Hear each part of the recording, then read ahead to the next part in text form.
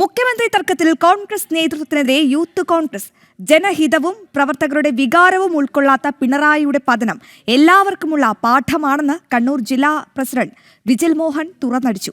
അതേസമയം മുഖ്യമന്ത്രി പ്രഖ്യാപനത്തിന് മുൻപേ വി.ഡി. സതീശനെ മുഖ്യമന്ത്രിയാക്കിക്കൊണ്ടുള്ള ഫ്ലെക്സ് കണ്ണൂരിൽ പ്രത്യക്ഷപ്പെട്ടു.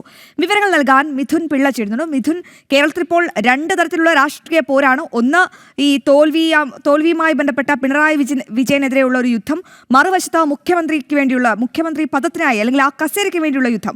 രണ്ട് യുദ്ധവും കണ്ണൂരിൽ എങ്ങനെയാണ് പുരോഗമിക്കുന്നത്? ഈ യൂത്ത് കോൺഗ്രസ് നേതാവ് വിജിൽ എന്തൊക്കെ കാര്യങ്ങളാണ് പിണറായി വിജയനെതിരെ ഇപ്പോൾ ആഞ്ഞടിച്ചിരിക്കുന്നത്?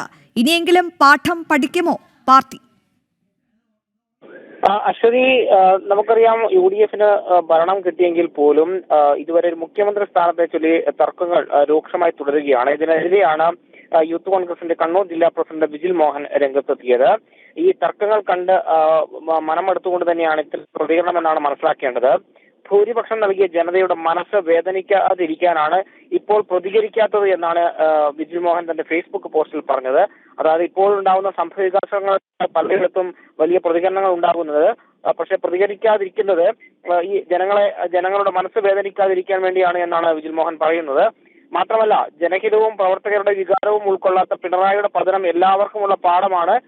ആ ഒരു സാഹചര്യത്തിലേക്ക് കോൺഗ്രസും പോകരുത് എന്ന സൂചന തന്നെയാണ് വിജിൽ മോഹൻ തന്റെ ഫേസ്ബുക്ക് പോസ്റ്റിലോട് നൽകുന്നത്. ഏതായാലും ഈ തർക്കത്തെ ചൊല്ലി അണികൾക്കിടയിൽ വലിയ രോഷമുണ്ട് എന്ന കാര്യം തന്നെയാണ് യൂത്ത് കോൺഗ്രസിന്റെ കണ്ണൂർ ജില്ലാ പ്രസിഡന്റ് പോസ്റ്റിലൂടെ പ്രതിഫലിക്കുന്നത്.